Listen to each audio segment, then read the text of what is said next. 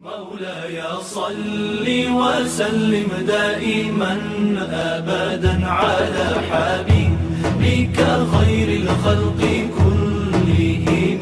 مولاي صل وسلم دائما أبدا على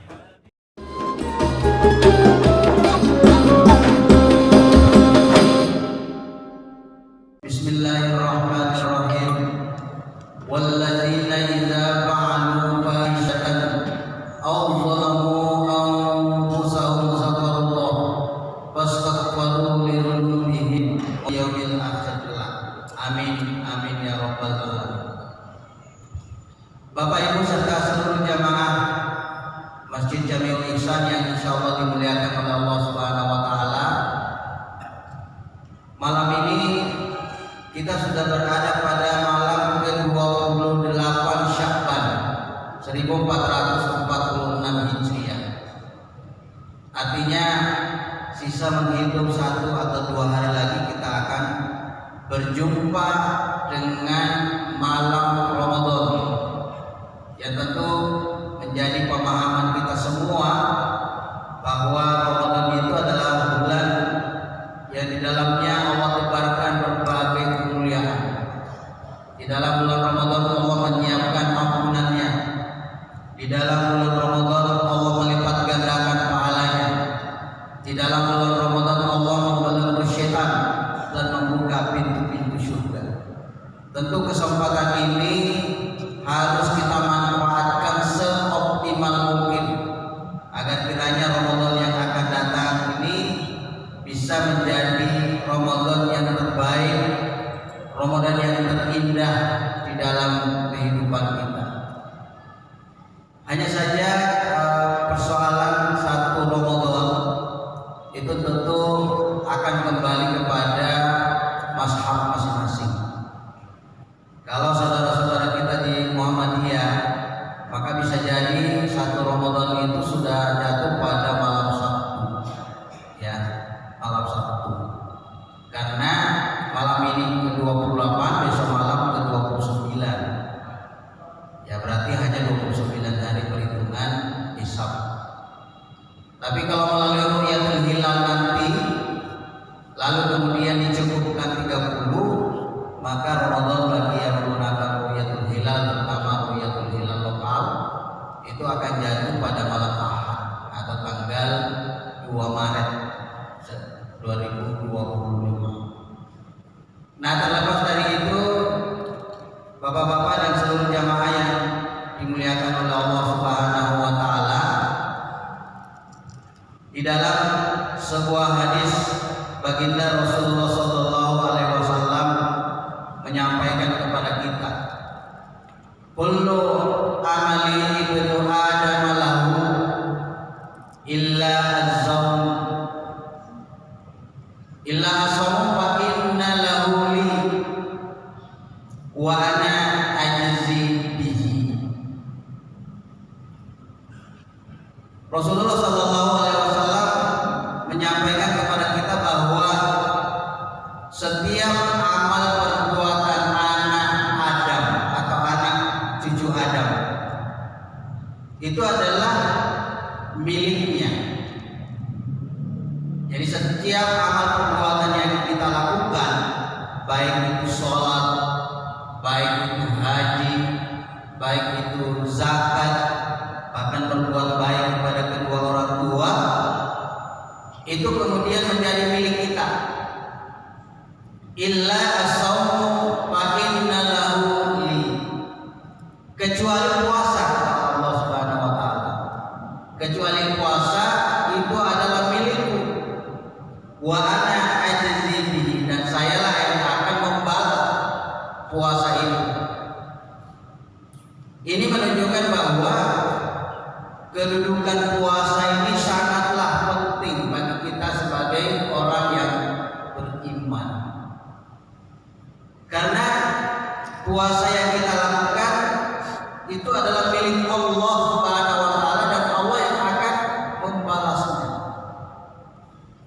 Oleh karena itu nanti ketika kita berjumpa dengan bulan Ramadan, bulan puasa, terutama ketika kita akan berbuka puasa, maka yakinilah atau yakinkanlah diri kita, kiranya puasa kita ini betul-betul dimiliki oleh Allah Subhanahu wa taala dan Allah akan membalasnya untuk kita. Ya, kita menemukan keimanan kepada Allah Subhanahu wa taala sebagai hamba Allah, sehingga segala ibadah yang kita lakukan hanya kita serahkan kepada Allah Subhanahu wa taala. Sehingga kalau menjelang buka puasa itu berdoalah kepada Allah. Jangan doa yang ringan-ringan, yang berat-berat diminta. Apapun yang menjadi hajat kita, tunaikanlah di situ. Jadi bapak-bapak dan saudara-saudara sekalian yang tidak punya kesibukan, ya bersegeralah untuk mempersiapkan diri menyambut berbuka puasa itu dengan zikir, dengan doa kepada Allah Subhanahu wa taala. Apalagi di dalam bulan Ramadan nanti. Jadi ibu-ibu yang selama ini mempersiapkan takjil atau mungkin bahan pembuka puasa, sedapat mungkin lebih awal menyiapkan makanan itu atau bahan buka puasa itu, sehingga ada kesempatan juga untuk berzikir dan berdoa kepada Allah Subhanahu wa taala menjelang saat berbuka puasa. Itulah makanya ketika kita akan berbuka puasa itu biasanya diisi dengan zikir dan juga doa untuk mengesahkan Allah Subhanahu wa taala. Seperti mungkin yang biasa kita dengar melalui radio-radio ya. Asyhadu an la ilaha illallah wa nastaghfirullah nas'aluka ridhaka wal jannah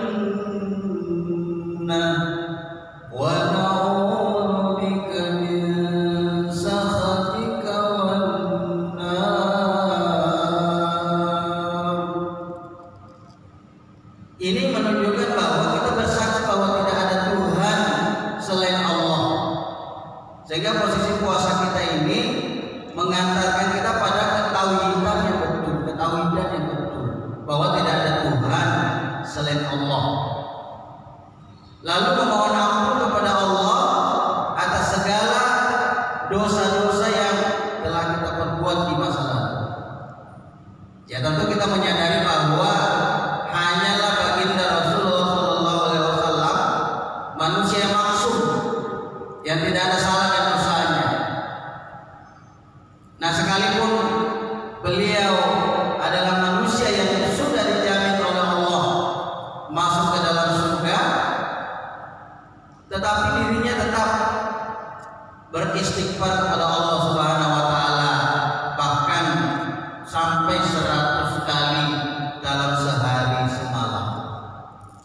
Nah, apatah lagi kita ini yang tidak ada jaminan bagi kita untuk masuk ke dalam surga, maka seharusnya istighfar kita kepada Allah Subhanahu wa taala itu lebih banyak lagi. Ya. Kalau perlu seperti baginda Nabi 100 kali sehari semalam atau bahkan lebih. Ya, agar perbuatan-perbuatan dosa yang kita lakukan itu senantiasa dihapus oleh Allah Subhanahu wa taala. Terlebih di dalam bulan Ramadan. Bahkan bagi orang-orang yang beriman yang berpuasa di dalam bulan Ramadan itu sudah ada jaminan dari Allah. Man shoma Ramadhana imanan wa ihtisaban ghufira lahu ma taqaddama min dhanbi. Di hadis yang lain, man qama Ramadhana imanan wa ihtisaban ghufira lahu ma taqaddama min dhanbi. Barang siapa yang berpuasa di siang hari Ramadan, atau barang siapa yang mendirikan malam-malam Ramadan hanya karena Allah Subhanahu wa taala, maka akan diampunkan dosa-dosanya yang telah lalu. Sehingga sebesar apapun dosa yang telah kita lakukan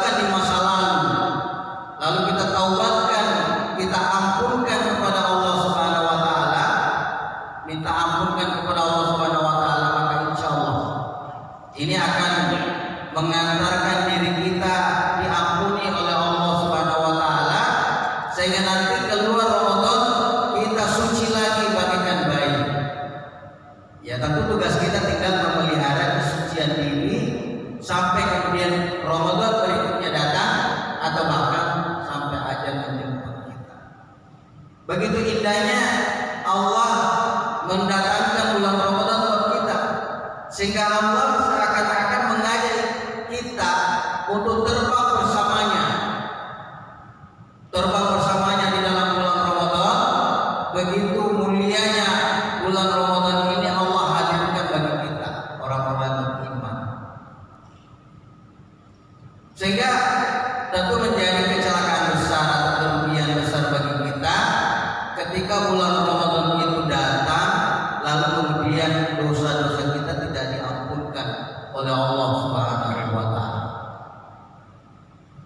Nah, oleh karena itu, bapak-bapak dan ibu-ibu sekalian, seluruh jamaah Jamil Lisan, bahkan masyarakat yang mendengarkan ceramah kita ini, baik melalui pengeras suara atau mungkin melalui channel Jamil Lisan YouTube, ya.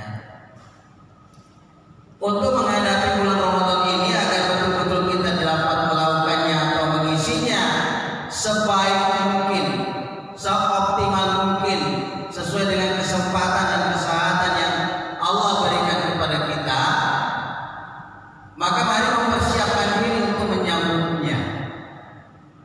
Ya, kita mempersiapkan diri agar kiranya Ramadan ini betul-betul kita memasukinya dengan keadaan yang siap. Bukan tidak siap, tapi siap. Siap harta, siap jiwa, ya.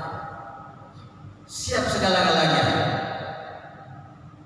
Nah, yang pertama yang perlu untuk kita persiapkan menyambut bulan suci Ramadan ini adalah tanamkan niat yang ikhlas dan tulus, agar kiranya bulan Ramadan ini dapat kita isi betul-betul ikhlas hanya karena Allah Subhanahu wa Ta'ala. Tidak ada niatan yang lain. Tidak ada niat hanya untuk berjumpa dengan seseorang. Tidak ada niat hanya karena ingin memburu takjil dan kekuasaan di masjid-masjid yang baik. Bukan itu. Tapi betul-betul ikhlas mengisi Ramadan ini hanya karena Allah Subhanahu wa Ta'ala. Ya, mungkin yang hadir Jumat yang lalu di masjid ini senada dengan apa yang menjadi materi khotbah kami pada waktu itu. Karena dengan niat yang ikhlas inilah yang dapat memudahkan kita untuk melakukan berbagai amal-amal soleh di dalam bulan Ramadan. Karena dengan niat yang ikhlas ini dapat mendorong diri kita untuk menjalankan aktivitas-aktivitas yang terbaik di dalam bulan Ramadan. Karena kata Nabi di dalam hadisnya, innama a'malu binniyat wa innama likulli imri'in ma nawa. Bahwa setiap perbuatan itu tergantung daripada amal niatnya. Jadi setiap perbuatan kita ini tergantung niatnya. Dan setiap orang akan memperoleh sesuatu sesuai dengan apa yang diniatkan. Jadi kalau niat kita memasuki bulan Ramadan ini hanya karena Allah Subhanahu wa Ta'ala, maka tentu Allah akan membersamai kita. Allah akan bersama dengan diri kita. Allah akan memelihara kita. Allah akan menjaga kita. Tapi kalau niat kita memasuki Ramadan karena ingin bertemu dengan seseorang, ya maka mungkin itu saja yang kita dapat di bulan Ramadan. Sidang jamaah maghrib yang insya Allah dimuliakan oleh Allah Subhanahu wa Ta'ala. Oleh karena itu, ya tentu untuk menghadapi Ramadan ini kita harus meluruskan niat kita. Tidak boleh melenceng dari apa yang menjadi tujuan daripada Allah menciptakan Ramadan ini. Karena kalau kita lihat atau kita kutip di dalam surah Al-Baqarah ayat 183,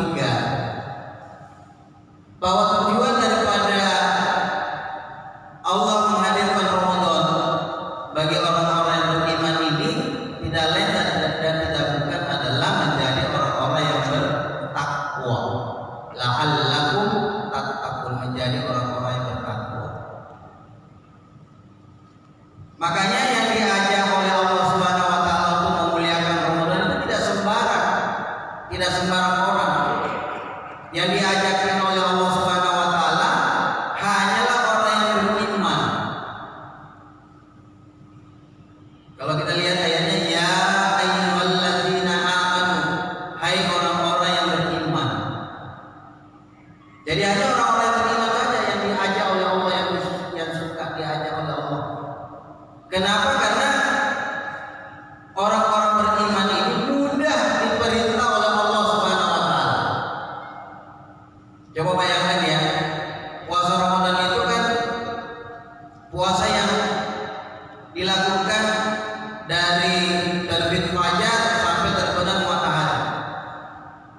Dan itu dilakukan selama 1 bulan penuh bagi yang mampu. Itu bukan perkara yang mudah. Tapi bagi orang yang beriman, ketika ini menjadi perintah Allah, itu tidak ada kesulitan baginya, karena orang beriman itu mudah untuk diperintah oleh Allah Subhanahu wa taala. Nah, kalau kita awali atau masuki Ramadan ini dengan niat yang ikhlas, maka insya Allah tidak ada kesulitan bagi kita untuk menjalani itu. Dan pada gilirannya nanti Allah akan menaikkan derajat kita dari orang yang beriman menjadi orang yang bertakwa. Karena sesungguhnya orang bertakwa itu pastilah orang yang beriman, tetapi orang yang beriman belum tentu bertakwa. Contoh misalkan orang beriman itu adalah orang yang meyakini tidak ada Tuhan selain Allah dan Muhammad adalah Rasulullah. Tapi ketika dirinya diperhadapkan pada berbagai macam cobaan, maka banyak yang tidak lulus. Ya. Contoh misalkan ibadah yang wajib kita lakukan sehari semalam kan ada 5 waktu. Nah, banyak di antara orang-orang yang mengaku tidak ada Tuhan selain Allah dan Muhammad Rasulullah tapi meninggalkan ibadah sholat itu.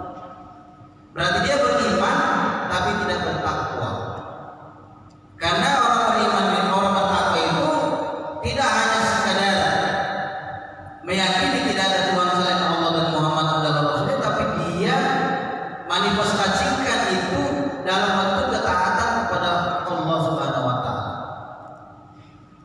Para ulama mengatakan bahwa orang-orang bertakwa itu adalah orang-orang yang fi'lul wajibat wa tarkul muharramat. Orang-orang yang menjalankan apa yang diperintahkan oleh Allah dan menjauhi apa yang dilarang oleh Allah. Nah, orang beriman tadi yakin sholat itu wajib, tapi ada yang tidak melakukan, berarti dia tidak bertakwa. Jadi ukuran ketakwaan itu ketika dirinya mampu menjalankan apa yang diperintahkan oleh Allah dan menjauhi apa yang dilarang oleh Allah Subhanahu wa taala. Maka ketakwaan ini Allah tempat melalui Ramadan. Karena di dalam bulan Ramadan ini Allah menghadirkan cobaan. Cobaannya apa? Menahan lapar dan haus, bahkan menahan amarah, ya menahan diri untuk tidak melakukan maksiat, mulai dari terbit fajar sampai tenggelamnya matahari. Baru yang dilarang oleh Allah ini bukan hanya perkara haram, yang halal pun Allah minta ditinggalkan. Makanan halal, tapi di siang hari Allah minta ditinggalkan. Minuman halal, tapi Allah minta ditinggalkan di siang hari. Istri kita halal, tapi Allah minta ditinggalkan di siang hari. Artinya apa? Kalau kita lulus dengan ujian Allah, meninggalkan tadi ini sekalipun halal, artinya jangankan yang haram, yang halal saja Allah minta kita tinggalkan, mampu kita lakukan. Artinya sebetulnya kita mampu untuk taat dan patuh kepada Allah Subhanahu wa taala. Persoalannya mau tidak kita taat kepada Allah. Nah, ini persoalan.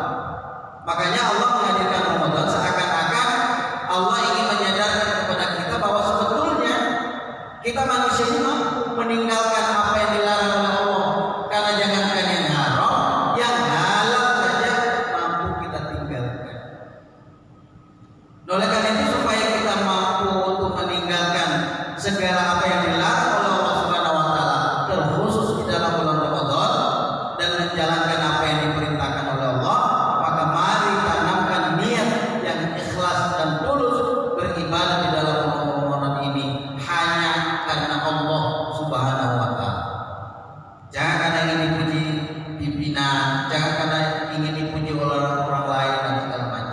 ikhlas hanya karena Allah Subhanahu wa taala. Itu yang pertama. Jadi mari kita luruskan niat kita. Ya, bahkan kita awali dengan doa, Allahumma barik lana fi Sya'ban wa ballighna Ramadan. Ya, supaya di bulan Sya'ban ini Allah memberkahi kehidupan kita. Memberkahi dengan harta, memberkahi dengan kesehatan, memberkahi dengan ilmu yang akan kita bawa nanti ke dalam Ramadan, memberkahi anak-anak yang soleh-solehah, memberkahi rumah kita, pekerjaan kita, dan semuanya, sehingga itu tidak mengganggu diri kita masuk ke dalam bulan Ramadan. Coba bayangkan ya, kalau baru mau masuk Ramadan, kalau sudah ada kesulitan kita, anak-anak bertengkar, anak-anak tangkap polisi, itu kan kesulitan yang Allah hadirkan. Kenapa? Karena Allah tidak memberkahi. Makanya kita minta terus kepada Allah agar Sya'ban ini Allah menghadirkan keberkahan di dalam diri kita. Ya. Berkah itu di dalam kitab yang disebut, yang dikarang oleh Imam Al-Ghazali, judulnya Ihya Ulumuddin, menegaskan bahwa berkah itu adalah ziyadatul khair, bertambahnya kebaikan. Ya, jadi kalau bertambah kebaikan dari hari ke hari, dari waktu ke waktu, terutama menjelang Ramadan, maka itu artinya Allah memberkahi bulan Sya'ban kita. Tapi kalau kesulitan yang terus Allah hadirkan di dalam kehidupan kita, ya perlu kita introspeksi diri. Jangan sampai ada maksiat yang mungkin kita lakukan secara sadar atau tidak sadar. Kemudian yang kedua yang perlu kita persiapkan untuk menghadapi Ramadan adalah membersihkan hati kita.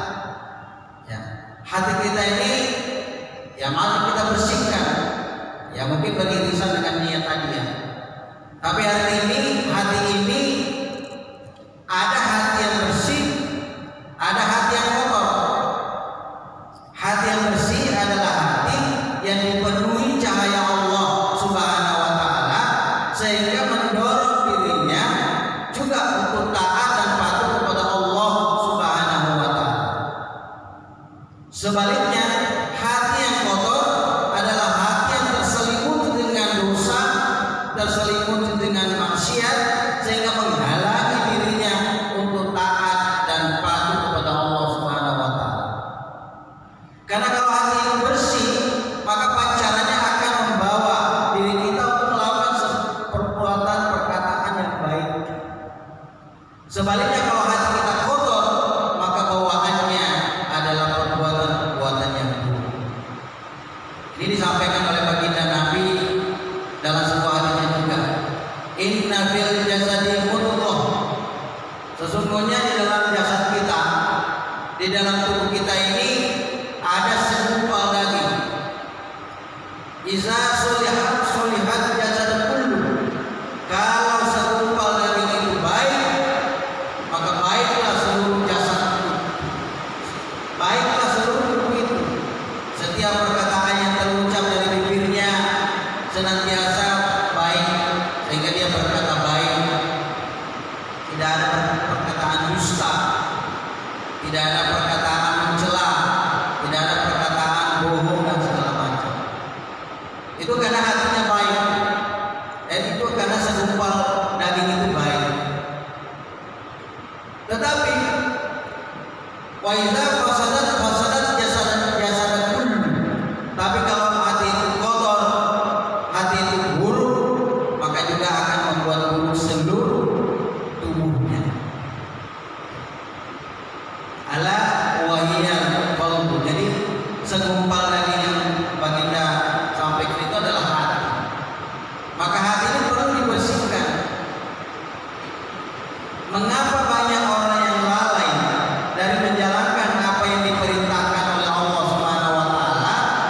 Karena hatinya kotor. Kenapa hatinya kotor? Karena dirinya disibukkan dengan bermaksiat kepada Allah Subhanahu wa taala.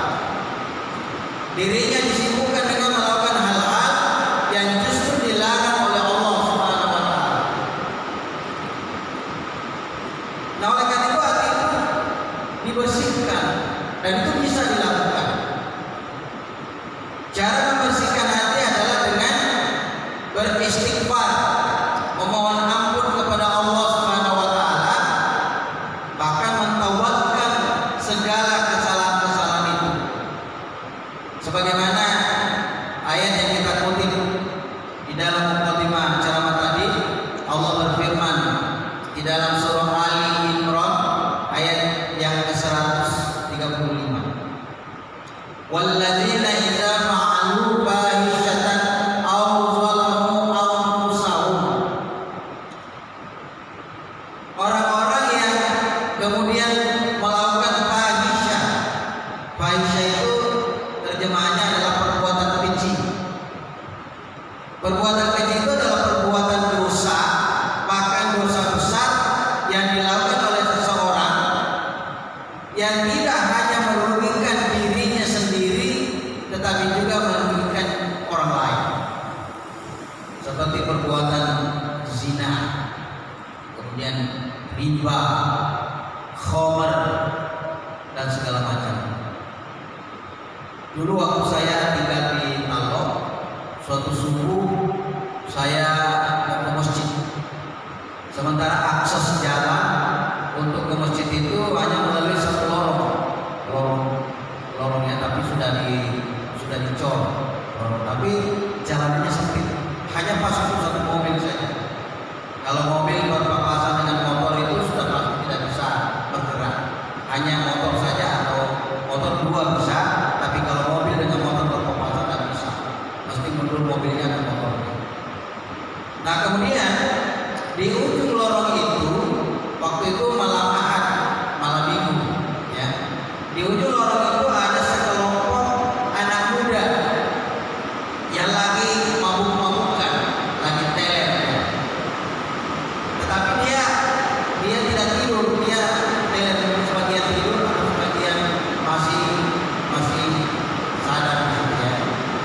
Akhirnya saya terhalang untuk ke masjid. Saya tidak jadi ke masjid gara-gara dihalangi oleh orang mabuk. Maka itu termasuk perbuatan keji karena bukan hanya berdampak pada dirinya, tapi menyebabkan orang lain terhalang untuk menunaikan kebaikan. Ada kawan saya yang mengatakan, kenapa tidak lewat saja? Bertawakal kepada Allah Subhanahu wa taala.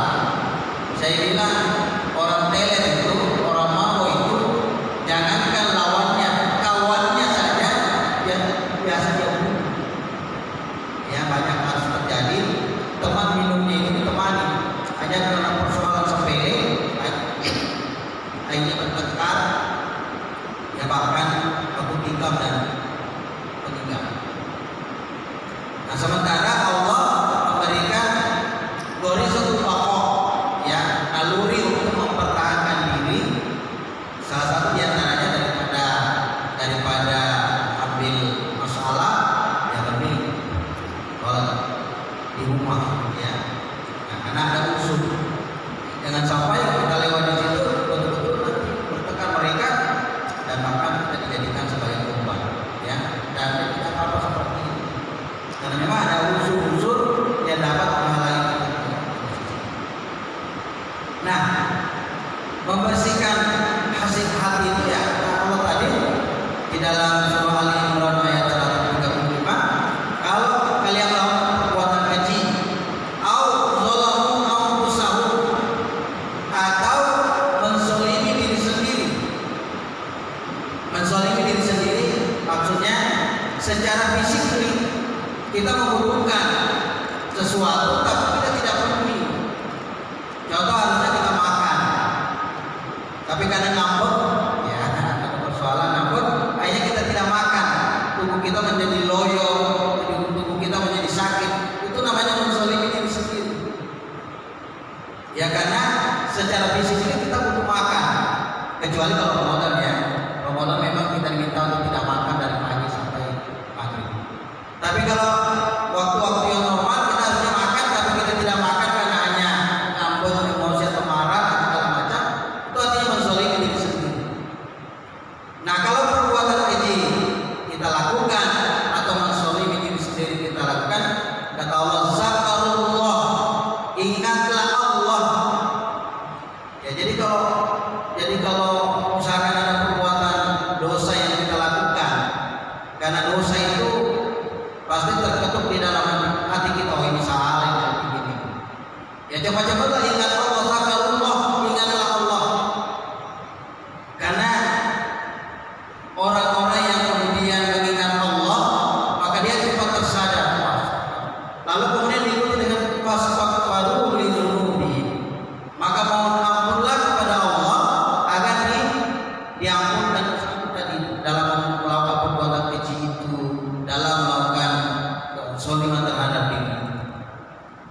Karena siapa lagi yang akan mengampunkan dosa-dosa kita selain Allah Subhanahu wa taala? Maka ingat Allah dan beristighfar segera. Bahkan di ayat 133 Allah sampaikan jangan ditunda-tunda itu. Wasari'u ila maghfirah. Bersegeralah engkau memohon ampun kepada Allah. Jangan ditunda. Ramadan ini saya bertaubat. Ya masih ada waktu 2 hari berbuat maksiat. Ramadan ini nanti saya minta taubat. Siapa yang bisa menjamin? Yang menjamin kita maaf pada sampai ke bulan Ramadan. Ada teman saya kemarin sama-sama ikut pelatihan di Jakarta. Itu umurnya baru 35 tahun, kelahiran 1989, 36, 35 lah. Tahun lalu diterima CPNS di BRIN, Badan Riset dan Inovasi Nasional. 2 hari yang lalu, kemarin itu tiba-tiba dapat informasi meninggal dunia. Padahal dia masih muda, masih sehat, masih segar bugar. Ya baru-baru lulus PNS. Kalau kita mulai meminta kan jangan dia, kasihan, ya anak-anaknya juga masih kecil. Tapi izaja aja dulu lah ya sakhirun sa'atan wala yastaqim. Tidak ada. Kalau ajal sudah datang langsung saja. Tidak bisa ditunda-tunda, tidak bisa juga diminta ditawar-tawar, panjang-panjangkan. Langsung saja dicabut oleh Allah Subhanahu wa taala. Jadi bersihkan hati kita dengan zikir kepada Allah, mengingat Allah dan memohon ampun kepada Allah. Apa salahnya beristighfar, astagfirullah. Bahkan kalau bisa setiap pagi ya atau setiap sore kita beristighfar kepada Allah Subhanahu wa taala. Kemudian yang terakhir, yang ketiga, dan waktu sudah masuk, mempersiapkan diri adalah menjaga hubungan kita kepada Allah dan kepada sesama manusia. Hablum minallah wa hablum minan nas. Kalau selama ini kita merasa masih jauh dari Allah, mari dekati Allah. Tidak ada tempat yang kita dekati yang terbaik kecuali hanya Allah Subhanahu wa taala. Insyaallah, wa may yattaqillaha yaj'al lahu makhraja.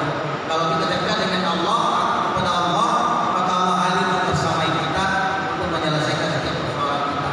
Wa yarzuqu min haitsu la yahtasib. Bahkan Allah akan memberikan rezeki dari yang kita tidak bisa.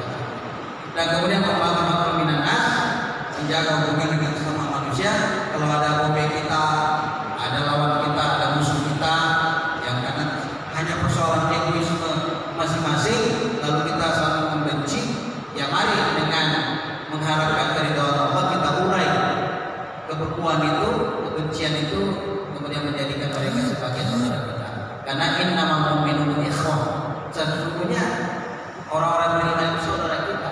Masa kita harus saling membenci? Ya, sehingga mudah-mudahan dengan 3 modal ini meluruskan niat kita, membersihkan hati kita dan membangun hablum minallah wa hablum minan nas yang baik. Mari kita menyambut bulan suci Ramadan. Mudah-mudahan Allah menyampaikan usia kita sehingga kita mengisinya dengan amal yang begitu banyak yang siap kita lakukan